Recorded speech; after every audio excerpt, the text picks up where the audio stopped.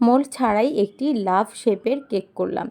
আমাদের আসলে কেক যারা বেকিং করি তাদের অনেক ধরনের মোল্ড লাগে, তবে বিভিন্ন মোল্ড কিনতে যেয়ে দেখা যায় ঘর একদম ভরে যায় আর এই মোল্ডগুলোর ব্যবহার খুবই কম হয়।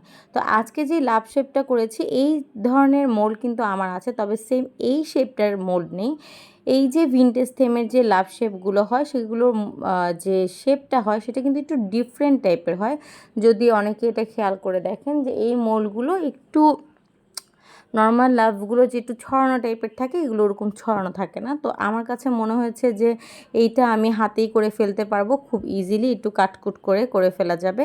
তা আমি সেটাই করেছি। আর আসলে অতিরিক্ত মোল্ড কিনলে আসলে আমাদের অনেক বেশি স্পেস লেগে যায়, বা অতিরিক্ত যে কোনো জিনিসই কিনলে আসলে সেটা অনেক বেশি স্পেস লেগে যায় এবং দেখা যায় যে এই জিনিসগুলো রাখার আর কোনো জায়গা থাকে না। তো আমার নিজের কাছেও লাভ শেপের 2-3টা বাটি ছিল, কিন্তু ওগুলোতে আমি করিনি। আমার কাছে মনে হয়েছে এটা কাট করে করলে বেশি ভালো লাগবে। তো আমি সেটাই করেছি। আর এই কেকটা ছিল একদম লাইট পিঙ্ক কালার একটা কেক। আর এই থিমে কিন্তু এটা আমার একদম প্রথম করা কেক। আমি পাইপিং টেকনিকগুলো নিয়ে একটু বেশি চিন্তায় ছিলাম। যেহেতু আমি বেশিরভাগ ফন্ডেন্ট কেক করি, তাই আসলে যারা পাইপিং কেক করে বা পাইপ করে কেকগুলো করে, নজল দিয়ে কাজ করে, তাদের সাথে আমার কাজটা কতটা মিলবে বা আমি এটাতে কতটুকু কাজ দিতে পারবো, ডেলিভারি করতে পারবো, কতটুকু সুন্দর করতে পারবো, এটা নিয়ে সত্যিই আমি চিন্তায় ছিলাম। কিন্তু সব কিছু করার পর ওভারঅল আমার লুকটা ভালোই লেগেছে, সুন্দরই এসেছে।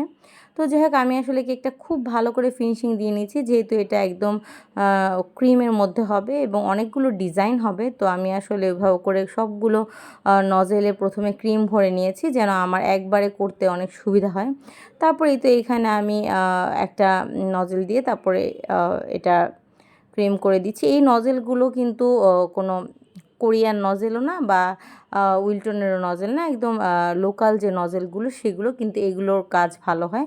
সাধারণত ফ্লাওয়ারের ক্ষেত্রে যে নজেলগুলো লাগে ওগুলো আসলে একটু দামি নজেল না কিনলে ভালো হয় না, বাট এই নজেলগুলো নর্মালি ভালো কাজ দেয় আমি দেখেছি।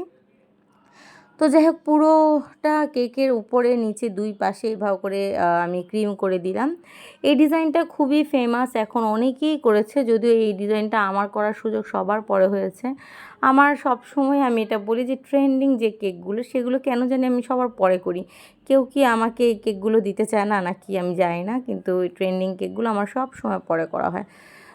আর নিজের থেকে যে অনেকে আছে নিজের থেকে একটা ট্রেন্ডিং কেক আসলে তাড়াহুড়া করে ট্রাই করে ফেলে, ওইটা আবার আমার হয় না। আমি আবার দেখা যায় যে একটু অলস মানুষ, নিজের কাজ দেখা যায় নিজে করে ফেলার পর আর যে একটা নতুন কাজ নিয়ে বসবো বা প্র্যাকটিস করব, সেটা আমার দ্বারা হয় না, ঠিক আছে।